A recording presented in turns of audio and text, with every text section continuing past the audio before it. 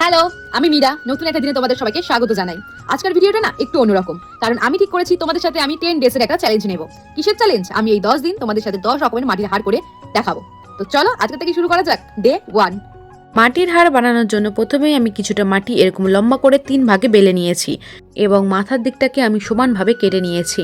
এখন আমি বানাবো 5টা ফুলের পাপড়ি, কারণ আমি এই হাড়ের এক পাশে দেবো একটা ছোট্ট ফুল। পাপড়িগুলো কমপ্লিট হওয়ার পরে আমি এখন পাপড়িগুলো হাঁড়ির উপরে বসিয়ে নেব এবং সবশেষে একটা তুলির সাহায্যে আমি একটু মসৃণ করে নেব। তো চলো এটা একটু শুকিয়ে আনা যাক। শুধু শুকিয়ে আনিনি, সাথে পুড়িয়ে নিয়েও চলে এসেছি। হাড়টাকে প্রথমে আমি প্রাইমার করে নিয়েছি এবং তার উপরে দিয়েছি রেড কালার, আর ফুলটা আমি রেখেছি হলুদের উপরে আর মাঝে একটু অরেঞ্জের ছোঁয়া দিয়েছি। তো এই ছিল আমার হাড়ের ফাইনাল লুক। কি কেমন লাগছে? লাল হলুদ শাড়ির সাথে তো এটা পরা যেতেই পারে, কি বলো? এটা কেমন লাগছে তোমরাই জানিও। আজ তাহলে আসি, দেখা হচ্ছে নতুন কোনো ভিডিওর সাথে খুব তাড়াতাড়ি। বাই।